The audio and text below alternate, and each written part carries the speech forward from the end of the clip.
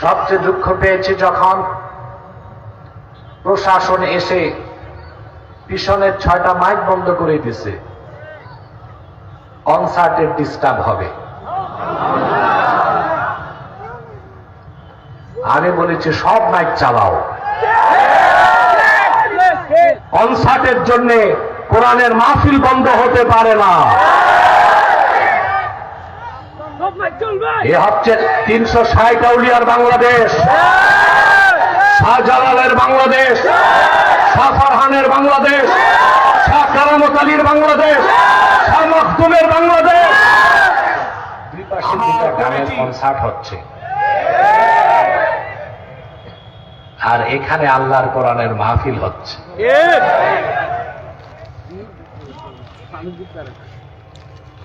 যারা আসহাবুল ইয়ামিন জান্নাতগামী সব এসেছে কোরআনের মাহফিলে, যারা আসহাবুশ শিমাল জাহান্নামগামী সব গেছে কনসার্টে। আমার দৃষ্টিতে হযরত শাহজালাল রহমতুল্লাহর ইজ্জতের দিকে তাকায় হলেও সিলেটে কোনো গান বাদ্যের কনসার্ট হওয়া উচিত না। আপনি আমার সাথে একমত? সবচেয়ে দুঃখ পেয়েছি যখন প্রশাসন এসে পিছনের 6টা মাইক বন্ধ করে দিছে, কনসার্টের ডিস্টার্ব হবে। আমি বলেছি সব মাইক চালাও, কনসার্টের জন্য কোরআনের মাহফিল বন্ধ হতে পারে না। এ হচ্ছে 360 আউলিয়ার বাংলাদেশ, শাহজালালের বাংলাদেশ, শাহ ফারহানের বাংলাদেশ, শাহ কারামত আলীর বাংলাদেশ, শাহ মখদুমের বাংলাদেশ। আমার কমিটি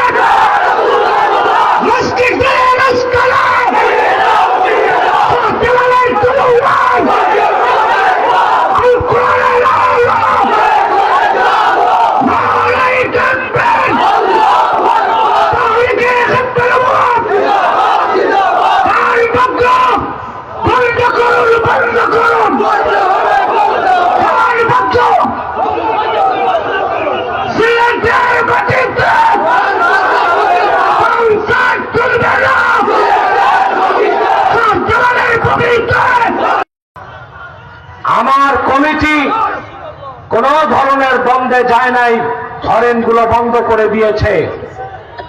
আমরা সংঘাত চাই না, কিন্তু আপনারা চরম বেয়াদবি করেছেন। আগে যারা ছিল তাদের মধ্যে আর আপনাদের মধ্যে পার্থক্য কোথায়?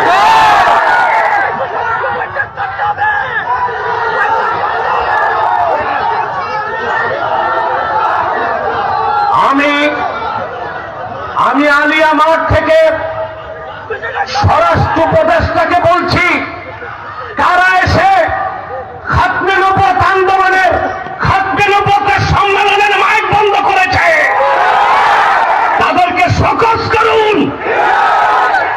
উপযুক্ত শাস্তির ব্যবস্থা করুন। বাংলাদেশের মানুষ এইরকম নিষ্ঠুর দৃষ্টতা মেনে নিবে না ভবিষ্যতে।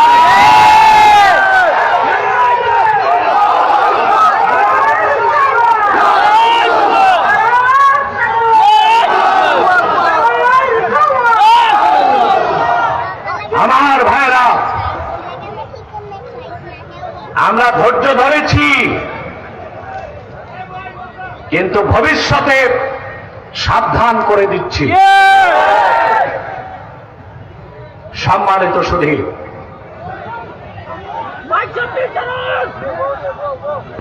বসে যান। আমার ভাইয়েরা, আমি যারা এই কাজ করেছে ঘৃণা প্রকাশ করছি তাদের এই কাজের। দোয়া করি আল্লাহ তাদের হেদায়েত করুক। আর হেদায়েত কপালে না থাকলে আল্লাহ যেন পানিশমেন্টের আওতায় নিয়ে আসে। সম্মানিত সুধী, আপনারা যা এসেছেন এখানে আসার পেছনে পার্থিব জাগতিক কোন স্বার্থ আছে?